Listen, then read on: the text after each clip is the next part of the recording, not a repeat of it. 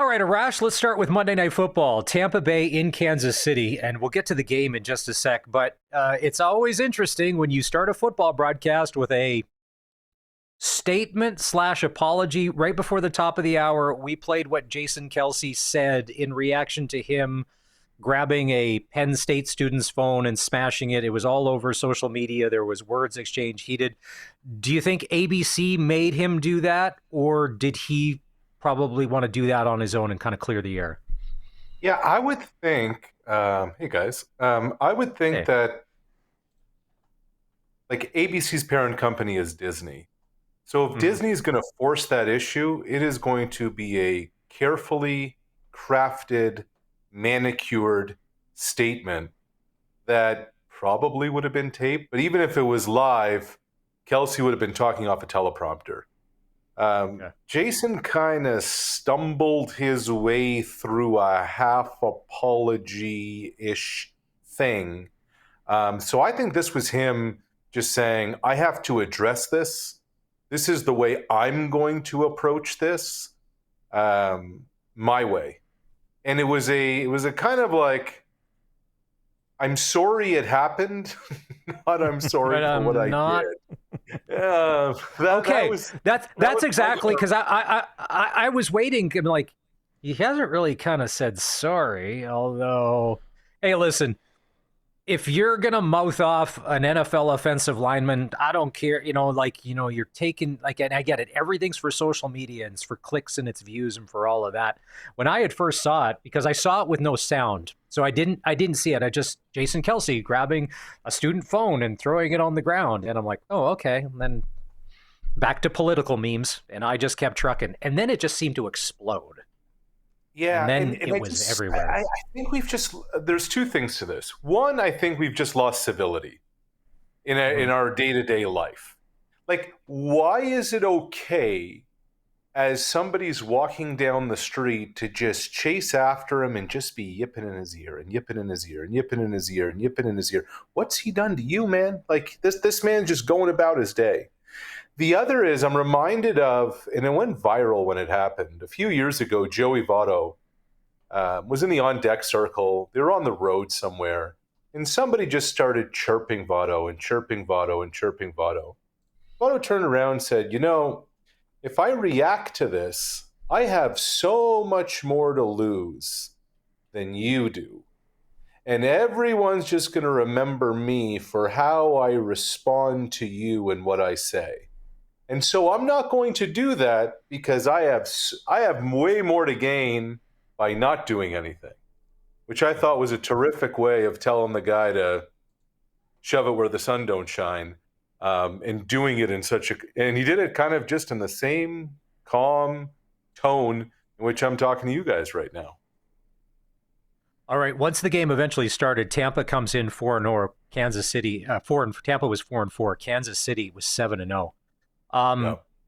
Tampa played way better than I thought they would. Is that the book on how to beat the Kansas City Chiefs? Man coverage and pressure. Because at times, Patrick Mahomes, he looked human.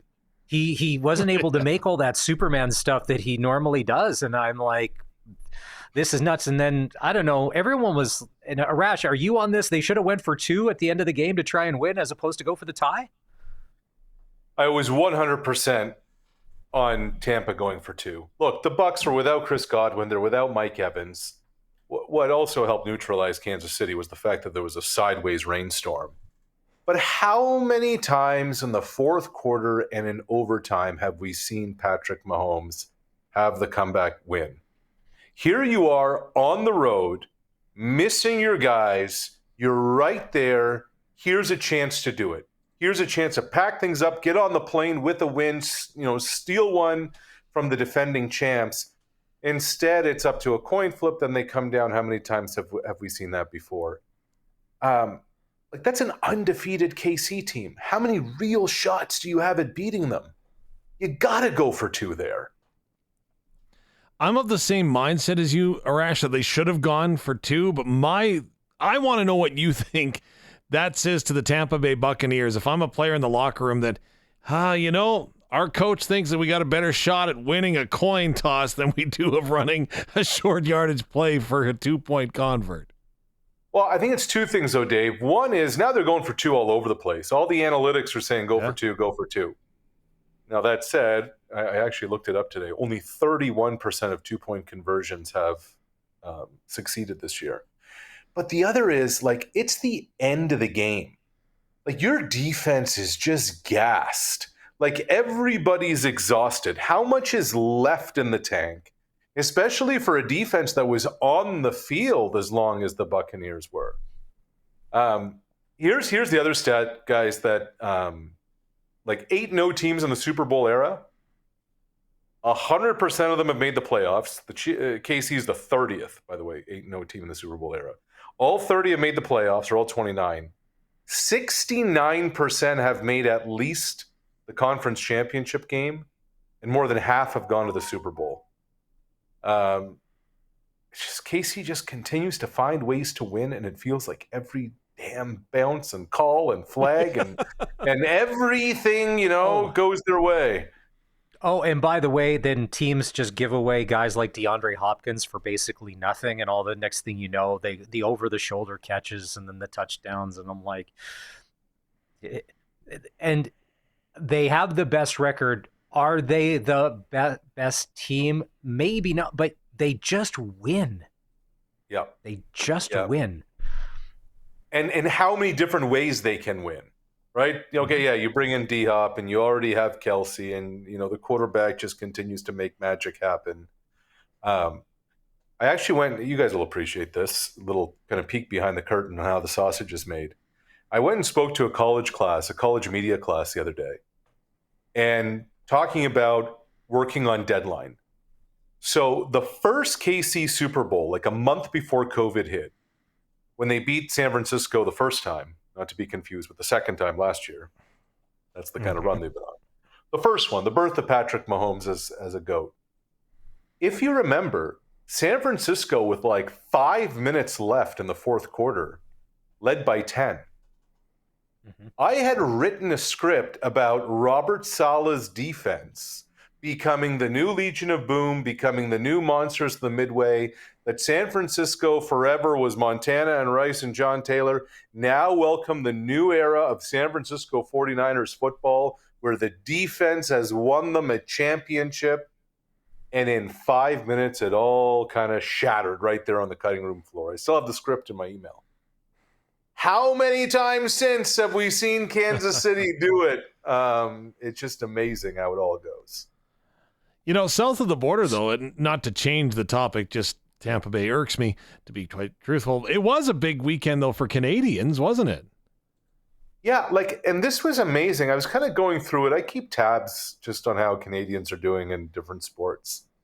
So, I don't want to get too in the weeds, but Chuba Hubbard, who's, by the way, from Edmonton, he has put together a really nice NFL career. Went to Oklahoma State, now has been with Carolina for a few years. He had a 2-touchdown game carrying the football. Chase Brown, who went to Illinois, he's from just down the street from where I am in Kitchener, Ontario. He had a huge game with a touchdown.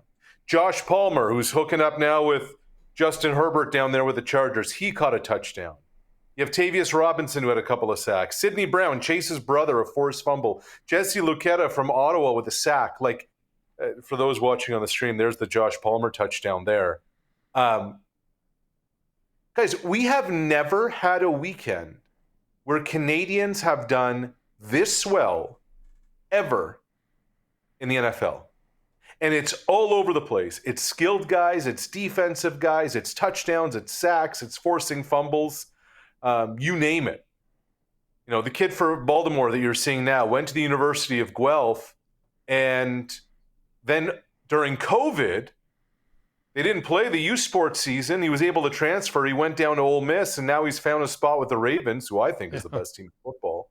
And he's making plays. It's just been an awesome weekend to see Canadians doing stuff all over the place. Could you imagine if all of those dudes were in the CFL? They'll just have the level, the rising tide in all boats. That Baltimore thing, I have a hard time buying Baltimore stock because of like games like Cleveland to be like, those are the games you shouldn't lose, but you still do. And Kansas City will just come along and beat you. And same with the Buffalo Bills, the Baltimore Ravens, until you can knock off the Kansas City Chiefs. It's all a moot point. All right. Canadian Football League. Yep. Let's start with the Vernon Adams Jr. debacle because it came out yesterday when they were doing their year-end presser. Dave, what was kind of the quote where they said, what was his thing where he goes, yeah, did he say it made it a little weird or a little uncomfortable that Nathan works? The one thing to I paraphrase, thought was he thought that he was going to come back and retain his starter position after he was injured because that's what happened to him when, of course, Nathan Rourke had gotten injured. So to me, it just spells that there's a lot of turbulence that was happening behind closed doors, as we've got the clip here. Whoa, how dare you, Mr. Thomas, insinuate that? We were hearing it was kumbaya in the BC locker room. There was harmony all over. Everybody was okay with what was going on. What do you mean? That can't be, David. What do you mean? I know. I feel shame. Got it, Curtis? Colson. Let's do it. Yeah, Curtis, you got just said it. You know, I came here because I knew I was coming to hold down this team, keep us in second place, and get us a home playoff game. And that's what I did. Went 4-2 as a starter. And, you know, I felt like that was going to be the same thing this year, and it wasn't. And that really crushed me because, you know, Rick, he put the most confidence in me last year after I threw those 6 interceptions, and he kept me in. And no coach has ever gave me that much confidence. And then so, you know, when I came back and they told me they didn't know I was getting my spot back or anything, that kind of just totally crushed me. It did. I'm not going to lie. But again, I wasn't going to be whining and complaining about it. I had to come to work every day with a smile on my face and help however I could. And I felt like I did that. And I brought good energy, and yeah, I wasn't going to bring anyone down. All right. So, you know what's interesting about that? You just said last year Rick kind of empowered me and lifted me and et cetera, et cetera. And like, I'm not going to go too far down the rabbit hole here. Who was making the call on who was starting at quarterback? Amar Doman. There's no. That Rick Campbell had nothing. Amar Doman is the one that signed Nathan Rourke. There's no way in the world that Rick Campbell, he probably quietly, but that's his boss, maybe said to his wife, WTF, my hands are tied. We need a job. I got to go along with this. So this is my read on this. If, and it's a capital I, capital F, maybe even a PH, if Ed Hervey ends up as the general manager in Edmonton, and who knows what's going to happen. What I've heard is they're going to try and get a list of 6 people to interview. If Ed Hervey ends up getting the GM job in Edmonton, is Rick Campbell, son of Hugh, the next head coach of the Elks?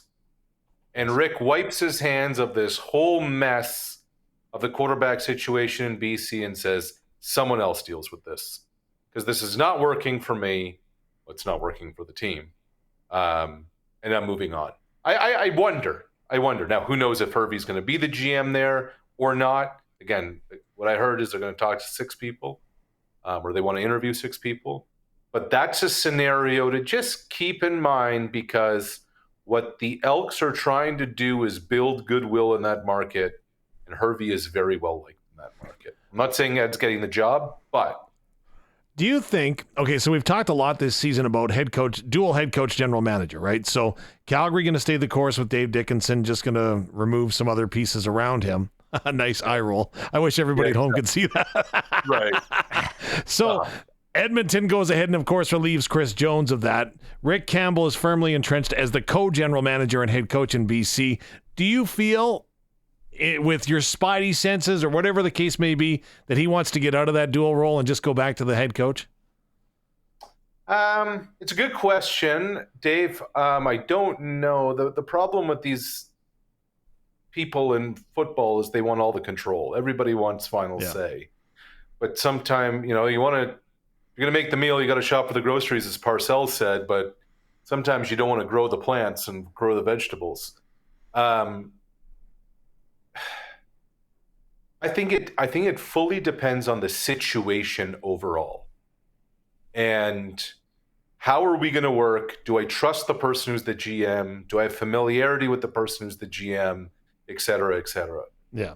Am I going to have final say on the game day roster or not? That's something a little different than the overall kind of picture.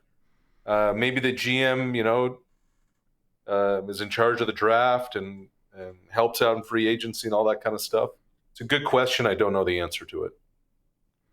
So if we go to the game, Vernon Adams, who started for BC against the Riders in the West semifinal, he looked good at times, but then at times the bad VA came out.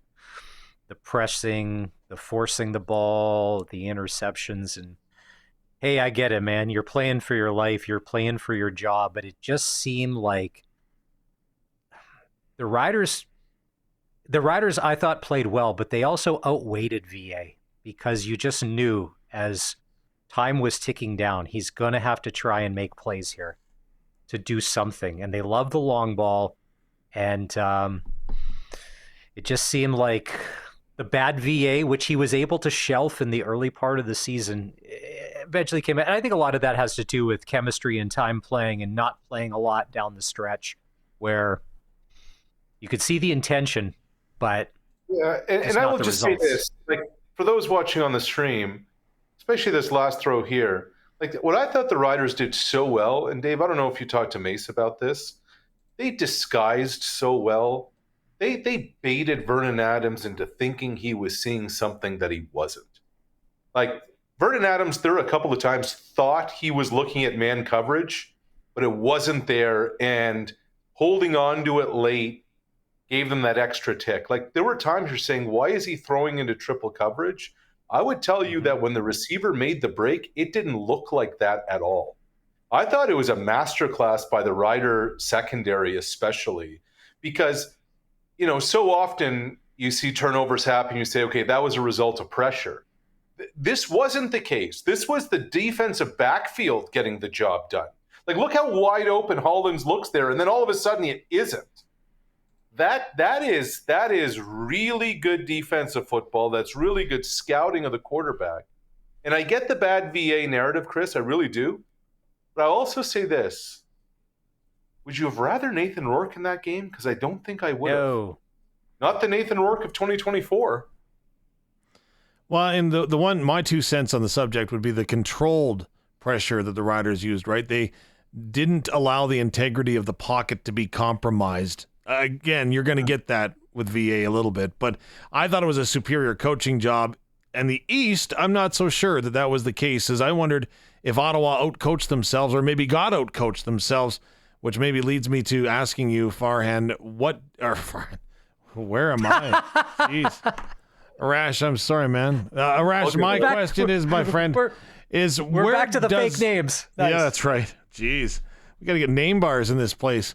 Anyways, Arash, my question is, where do we go from here in Ottawa right now to allow them to take this next step? They were able to get themselves, right, into the playoffs. How do they take the next step? Well, Barney, the first thing I'd tell you... 10 points! 10 points! Right there. Circle gets the square. There you go. I don't think they're going to make a change at head coach. I don't think they're going to make a change at GM. The head coach has another year left on his deal. The GM is expiring. I think they're going to bring him back. I think they're going to move forward with Drew Brown at quarterback. And I think that part of the issue in Ottawa this year was that there was never stability at quarterback. There was always this Jeremiah Masoli thing lurking in the background. And I think at last we figured out now that Jeremiah Masoli is not a starting quarterback. I think they're going to move forward with Drew Brown at quarterback. They need better players, and you need depth, which is hard to get in this league. It's hard to find in this league. Ottawa was playing well, and then you lose your left tackle, and then you lose your right tackle, and then you lose a couple of receivers, and you lose your linebackers, and then they were lost. And it became very clear, especially when they lost their tackles, that they were going to be in trouble. Because if you can't protect your quarterback, if you can't have time, that's a problem.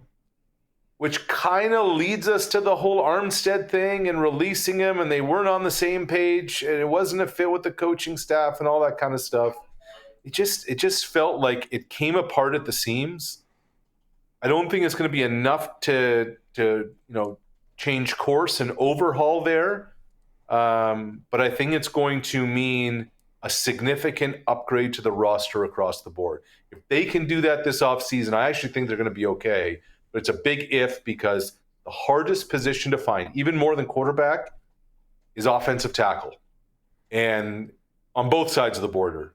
Like they're very, very hard to find. They're very hard to develop, especially when you can't put pads on in college and in pros in practice. So if Ottawa can find some, they'll be in decent shape. If they're not, then I think it all comes apart next year.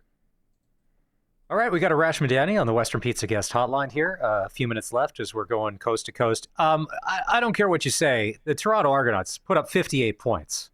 Yeah, that's impressive. They're playing some good. They're playing some good football. Darren Bombing from at Bonfire Winnipeg. We had him on last hour. He thinks that Montreal is going to beat Toronto in the East Final this week. I'm kind of pushing my chips in towards Toronto because they are peaking at the right time. They're playing good football. Montreal has kind of stumbled down the stretch. How do you see that one playing out this weekend?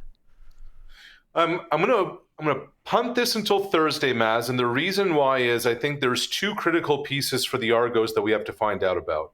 To me, outside of the quarterback, the most important player on that offense is Coxie, and I'm not sure if their number one receiver is going to be healthy or not. He got hurt in that last meaningless game against Edmonton. He's their home run hitter. I know there have been a couple of guys who've stepped up and elevated. I think they're going to need him, especially against an Alouette secondary. Ball hawks everywhere. The other is Deshaun Amos. Like they're up by 4 touchdowns, whatever it was, and their best defensive player goes down. So you just can't have both of those things happen in back-to-back weeks going into a division final. I know obviously day one was today, but let's see Thursday where those two guys are in the mix, because I think that plays a big factor. The other part of this is Chad Kelly. Will the ghosts of November past reemerge? What will Marc-Antoine Dequoy have waiting for him? And how is he going to try and mess with his head? I look at Dequoy, he reminds me a lot of my guy, Harrison Smith with the Vikings. He's all over the map. He's going to try and get into the quarterback's head. He's already in Chad Kelly's head. If Chad, ball security is job security. Chad cannot throw picks. He cannot go down into the quicksand like he did last year in the East Final. Okay, so we don't want to talk about the CFL finals. Let's talk about the game of the week then. It's neither of those two? It's the Hardy Cup. Come on now. I am an unapologetic, huge fan of Canadian University football. To me, this is the best weekend of Canadian football, period. You have the 2 division finals. My beloved Bishop's Gators are hosting the Atlantic Championship. Ontario is going to be a heck of a battle. The game of the week out there, of course, Rams Huskies. In Quebec, they have already sold out Pep Stadium in Quebec City for the Rouge et Or and the Carabin. They played a regular season game in Montreal on Thanksgiving weekend. It's sold out in Montreal. This has turned into the rivalry. And for anybody watching and listening, if you have never been to a Laval-Montreal University football game, it should be on your Canadian football bucket list. It's right there with the Labor Day Classic in Regina. It is Canadiana like you haven't seen before, and it's dudes who are 24, 25 years old who've known each other and played against each other since high school, and they don't like each other, and it's awesome. Yeah. Well, the Laval Rouge et Or have been so good for so long. You always like, are they a university? Are they kind of like a semi-pro team almost, to the point of it almost seems unfair at times. But lately, the Montreal Carabin, where Danny Machocha came from, there's some good football out there. All right, Arash, we got to let you go. I guess there's no football tonight. Baseball's over. Is it hockey we're watching? Oh, the beloved Montreal Canadiens are taking on the Calgary Flames. there you Utah is go. in Winnipeg. Yeah. I'm actually going to pack my suitcase for Grey Cup, so that's my entertainment. All right. See you, boys. It's Coast to Coast with Arash Madani.